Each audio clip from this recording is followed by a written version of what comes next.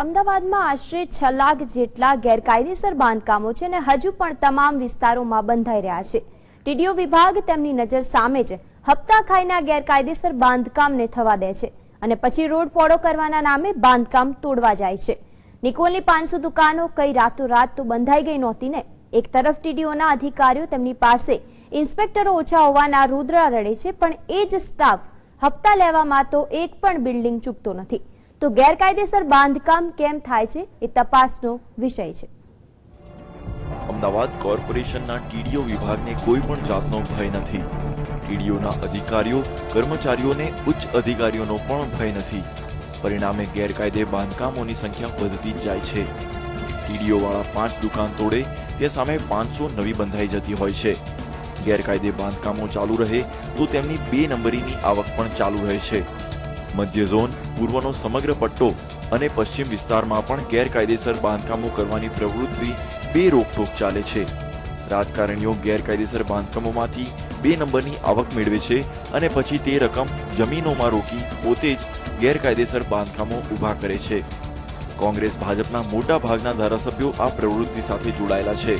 કોર્પોરેટરો પણ આ જ 2 નંબરના નાણાં ભેગા કરવાના રાજમાર્ગ તરફ દોટ મૂકી દેતા હોય છે। તો બીજી તરફ રાજ્ય સરકારમાં પડેલી ટીપી સ્કીમો વર્ષો સુધી સરકાર અને મ્યુનિસિપલ વચ્ચે ફંગોળાયા કરતી હોય છે। અમદાવાદની 35 ટીપી સ્કીમોની આજે આ જ સ્થિતિ છે।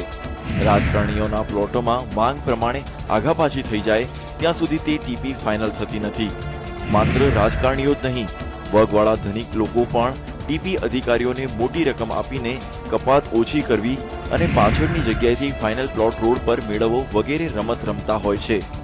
આ રમતમાં ટીપી વર્ષો સુધી ફાઇનલ થતી નથી।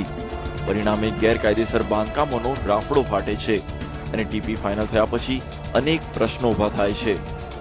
ટીપી શરૂ થાય ત્યારે ગૂગલના મેપમાં જે જગ્યા ખાલી દેખાતી હોય તે વિસ્તાર ટીપી ફાઇનલ થઈ જાય ત્યાં સુધીમાં બાંધકામોથી ભરચક થઈ જતો હોય છે। ગેરકાયદે બાંધકામો અને ટીપી સ્કીમોમાં વિલંબના પ્રશ્ન વર્ષોથી અટવાતો હોવા છતાંય સ્વાર્થમાં અંધ રાજકારણીઓને તેને ઉકેલવામાં રસ નથી, જેના કારણે નિકોલ જેવી દુર્ઘટનાઓ સર્જાય છે। ગેરકાયદેસર બાંધકામો માટે ભ્રષ્ટ રાજકારણીઓ અને કોર્પોરેશનના અધિકારીઓ જવાબદાર છે તે ઉઘાડું સત્ય હોવા છતાંય તેમની સામે કોઈ જ પગલાં ભરાતા નથી। Bureau report, GSTV।